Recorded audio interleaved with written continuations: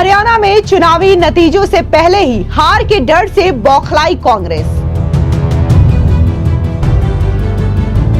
दीपेंद्र हुड्डा ने चुनाव आयोग से की भिवानी एसपी को हटाने की मांग। भिवानी एसपी पर दीपेंद्र हुड्डा ने लगाया बीजेपी की मदद करने का आरोप। बीजेपी ने किया दावा, हरियाणा में तीसरी बार बनेगी बीजेपी की सरकार।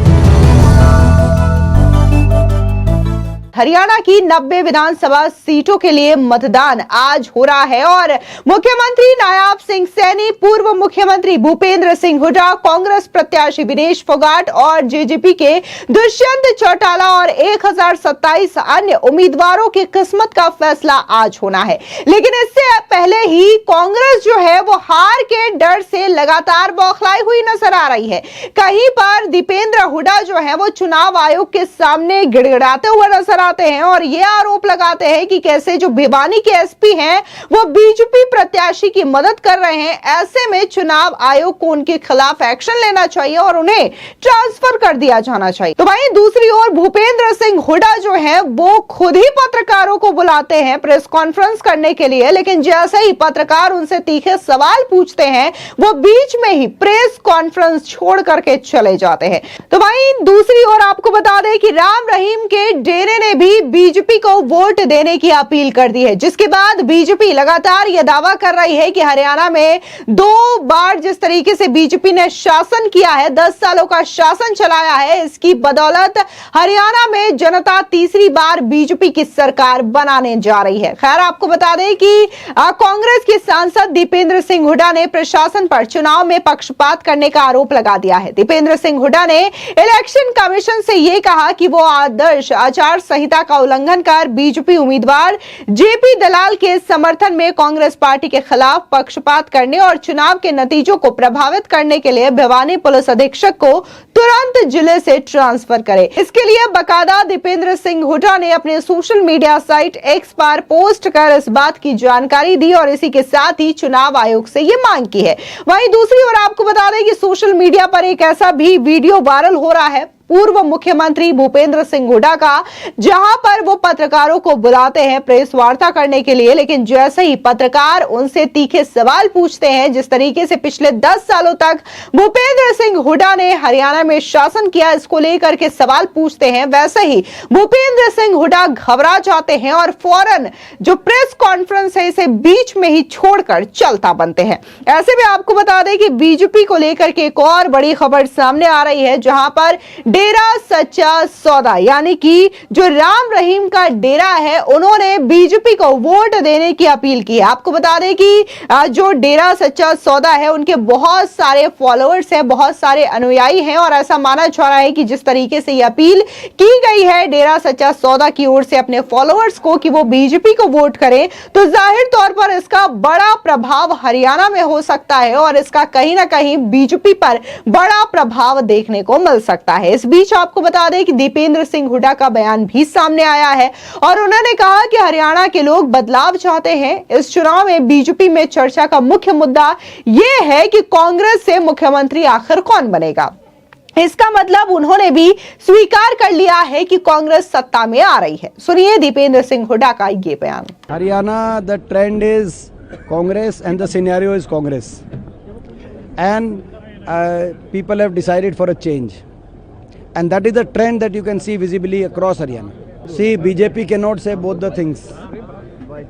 How can BJP say who will be Chief Minister of Congress and then also say that we are forming government? So I thank the BJP that the main issue of discussion in the BJP has been in this election who will be Congress's Chief Minister. That means they are also accepted that Congress is coming to power and people are going to bless the Congress party. So we are thankful.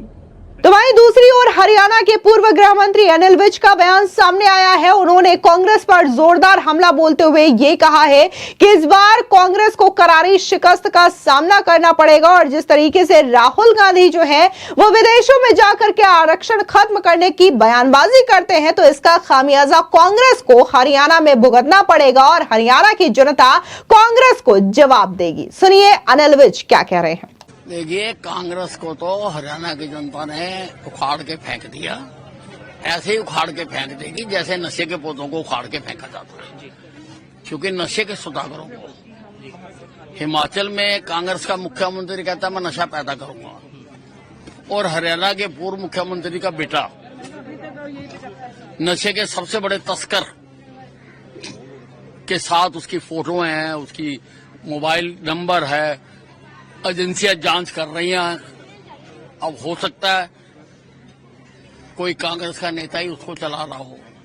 तो हरियाणा की जनता नशा के व्यापारियों के हाथ में हरियाणा की सत्ता नहीं देगी। उसने नौजवान अपने खराब नहीं करना। राहुल गांधी जी बहुत कम आए, ज्यादा आते तो अच्छा था, क्योंकि राहुल गांधी जी के खिलाफ हरियाणा में बहुत गुस्सा है। विदेशों में जाके जो ये भारत के खिलाफ बोलते हैं, और दूसरा जो इन्होंने कहा कि हम जो है आरक्षण खत्म करना चाहते हैं, लोगों को बहुत गुस्सा है। लोग इनसे बदला लेंगे और आरक्षण हम खत्म नहीं होने देंगे।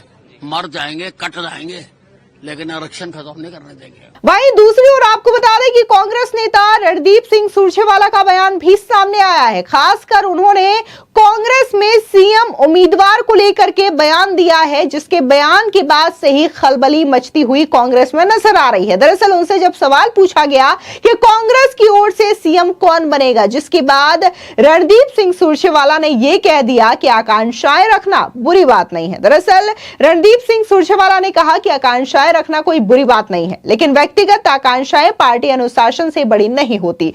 अतः राहुल गांधी और मल्लिकार्जुन खड़गे जो भी निर्णय लेंगे वो सभी को स्वीकार्य होगा। सुनिए रणदीप सिंह सुरजेवाला का ये बयान। आकांक्षा रखना बुरी बात नहीं तो वानप्रस्थ आश्रम जाकर रिटायरमेंट ले लेनी चाहिए।